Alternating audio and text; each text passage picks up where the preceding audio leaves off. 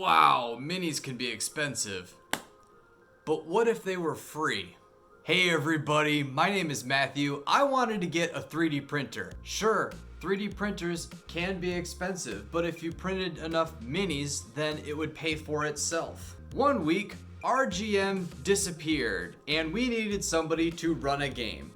I decided I would give it a try and be a dungeon master for D&D for the first time. Problem was, I really didn't have any minis. So I showed up at the table with a whole bunch of Legos, these really crappy Pokemon, and even some toys that I had as a kid. I could use them for like druid wild shapes or beasts that attacked the players. But after a while, this just wasn't working for me. I had to show something better on the battle maps for my games. Then one day it occurred to me, what if instead of 3D printing, I just printed the minifigures? Making your own minifigures can be really cool. However, disclaimer, if you have any product or production, some images off the internet may be subject to copyright law. What does that even mean? I have no idea, but what I do know is that you can cut, copy, and paste literally any image online you'd like to for your own home game. Let me hit you with some reasons. Duplication. You can make a whole sheet of minis for your battle maps. These 3 skeleton minis were $5. If I wanted to have a swarm of skeletons, 30 of them would have cost me 50 bucks. The next reason is being able to play with the 3-dimensional space. I've got a printed Remoraz and a jar because a Remoraz eats characters. Some monsters occupy the same space as the players, but with an actual 3D model, there's no way that you can have those things occupy the same space. If you were to take a jar, now all of a sudden you can have the elementals occupy the characters' spaces. And just like that, now your characters are on fire. And they will understand that because they can see that their characters are on fire. Do you have some kind of cool water elemental using a whelm ability to grab and hold and drown the characters? Do you have an air elemental that grabs onto the players, rendering them immobile? A jar has another benefit too. A lot of times our characters want to climb onto certain terrain or monsters, but the characters won't stay on the monsters.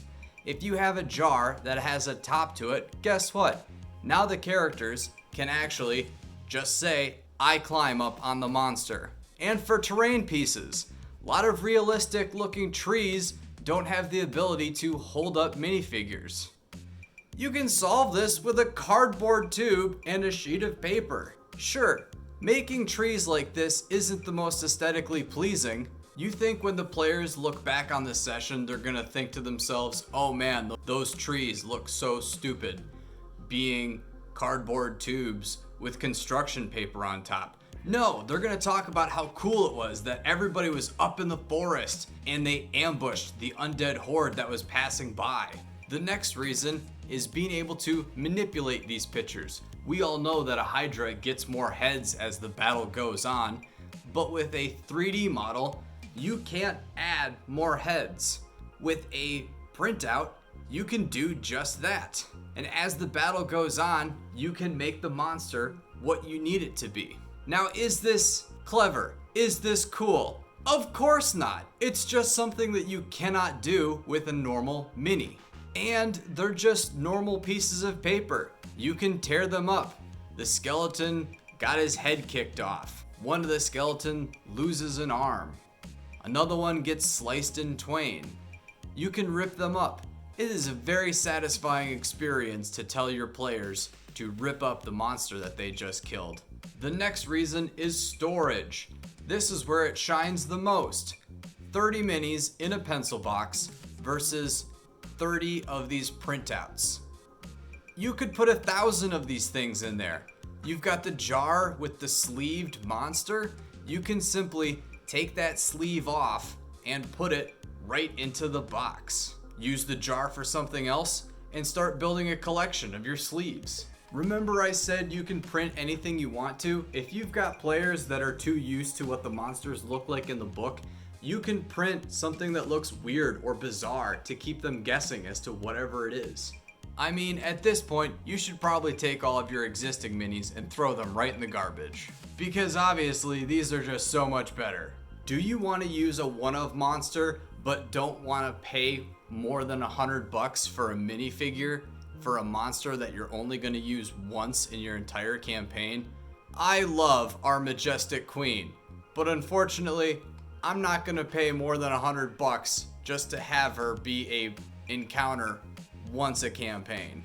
I'm simply going to take the largest pickle jar I can find and a printed sheet of paper, and bam, I have a mini. Hey, do you see that wrapping paper in the background?